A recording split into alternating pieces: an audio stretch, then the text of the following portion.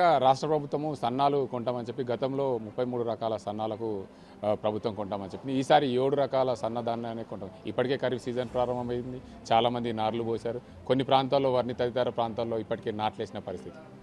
అంటే ఇక్కడ మనం అర్థం చేసుకోవాల్సింది వరి సాగు అనేది విపరీతంగా పెరిగిపోయింది.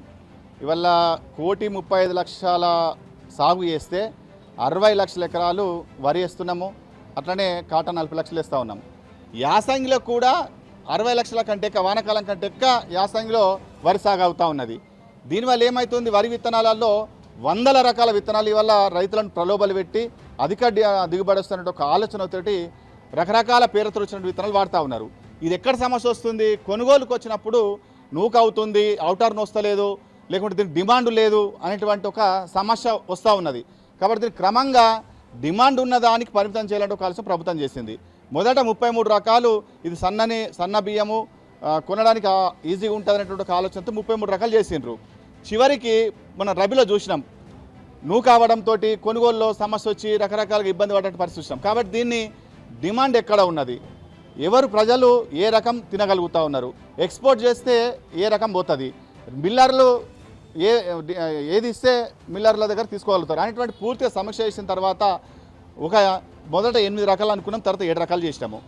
ఇది ఇప్పుడు చేసింది కాదు, ఎకఎకిన నిన్న మొన్న చేసినటువంటి ఆలోచన కాదు.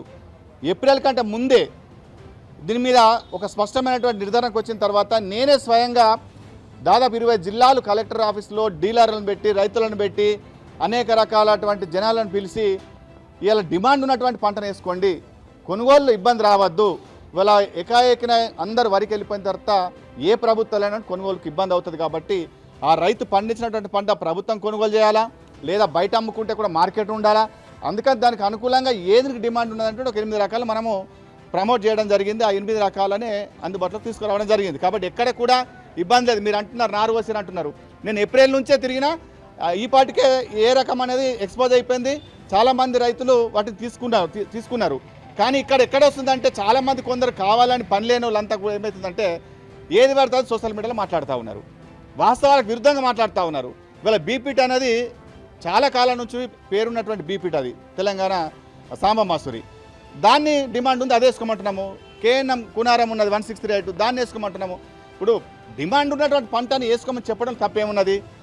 ఇలా నిరంజన్ రెడ్డి మాట్లాడుతూ ఉన్నాను, నిన్న 8 రకాలు 7 రకాలు చేస్తే 10 క్వింటల్ దిగుబడి తగ్గిపోతుందట. ఆయన వ్యవసాయం చేసిండో లేకుంటే మొన్న మా రేవంత్ రెడ్డి గారు అన్నట్లు గోసి కట్టుకొని గిట్ల మీద తెలిసి తెలక తిరుగుతున్నాడు అన్నట్టు కూడా అది వాస్తవమే. 10 క్వింటల్ దిగుబడి ఎక్కడ వ్యత్యాసం వస్తుందా? ఇవాళ ఇన్ని రకాల పంటలు విత్తనాలు ఉన్నాయి. ఏ పంట అయినా 25 నుంచి 32 క్వింటల కంటే ఈ మధ్యలో దిగుబడి వస్తుంది.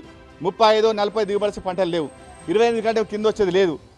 ఊరికే 10 క్వింటల్ దిగుబడి తగ్గుతుందని చెప్పేసి రైతులను అయోమయం చేసేటువంటి పని పెట్టుకున్నాడు ఆయన. టీఆర్ఎస్ వాళ్ళ పని ఏమున్నది, రైతులను ఆగాం చేయాలా, ఏదో రకంగా అలా గిప్పట్లు తెచ్చుకోవాలంటే ప్రయత్నం చేస్తున్నారు. కానీ 10 క్వింటల్ మాట్లాడేటప్పుడు వాస్తవాలు మాట్లాడాలా.